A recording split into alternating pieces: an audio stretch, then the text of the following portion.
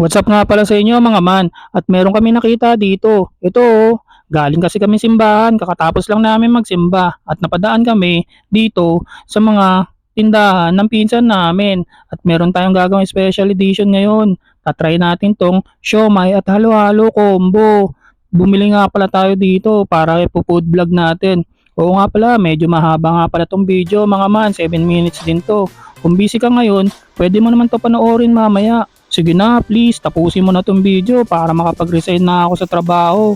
Tara, tingnan natin to mga man. Galing sa The Cornerstone. Homemade to, homemade. Lagyan natin chili. Hindi mahilig sa masyado sa manghang pero konti lang yan. Nalagyan ko chili. Pasaw natin. First bite.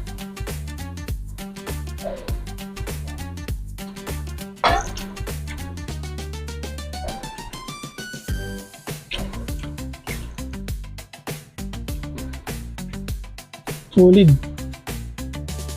Dami laman, nakapal oh. Kita nyo ba? Gagano natin yun. May ilo kasi. Yan ang kapal.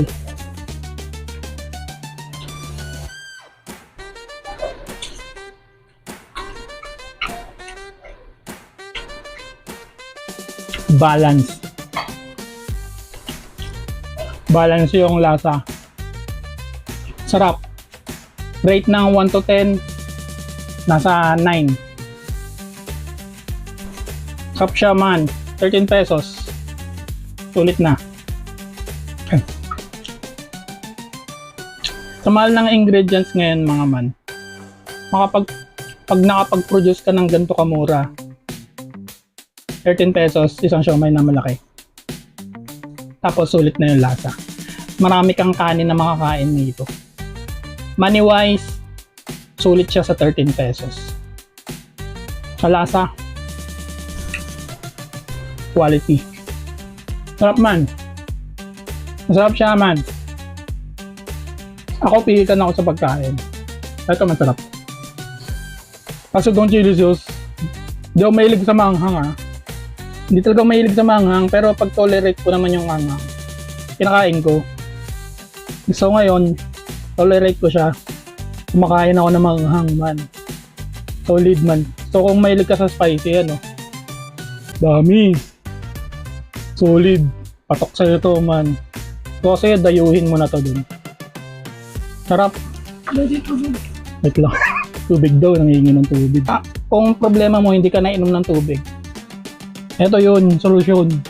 Kumain ka na ito para iinom ka ng maraming tubig na malamig.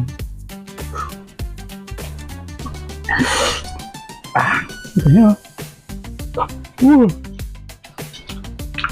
Anim yan, no? So, paano ako magre-rate ng pagkain? Una sa lasa. Yung lasa niya,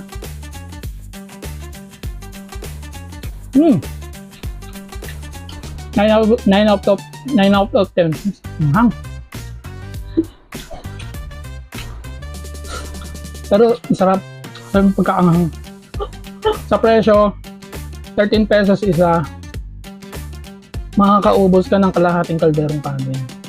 Kahit isa lang. Kung mahilig ka sa kanin, patok to man. Ay, sorry.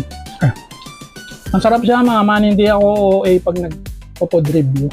Kasi pag hindi ko gusto yung pagkain, may na ako kumain, pero pag ganito, napapakain na ako. So, kuha muna akong kanin. So, kumuha akong kanin, no? Sa mangkok. Siguro sa isang ganto, 2 ganto kaya na. Hindi, sulit, promise. Punta tayo doon, dayuhin nyo to. Ulala! Mga man, next natin itong halo-halo review. Galing din sa The Cornerstone. May lechon flan, may lechon flan, may OB. Siyempre, halo-halo nga eh. So, haluin natin. Yung dalawa. Yung dalawa.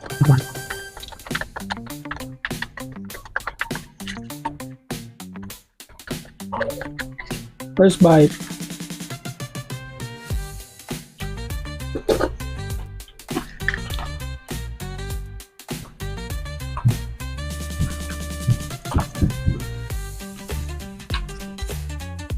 Very good. Lasa. Kalasa naman.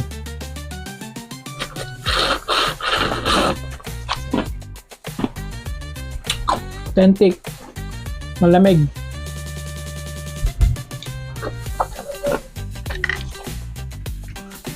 Maganda siya partner dun sa siomai. Kasi nga, hindi ako nakain ng manghang. So, ito yung pang-balance sa bibig ko. Matamis. Sakto lang. Hindi ganun katamis. Malasa. Typical. Yung lasa niya, parang halo-halo noong 90s. Yung mga bata pa tayo, ganun yung lasa niya, man. Solid quality. Ang importante lang sa halo-halo, yung malamig, syempre. Tsaka yung maraming halo. Kaya ang halo-halo eh. Sa tag-init, panalo.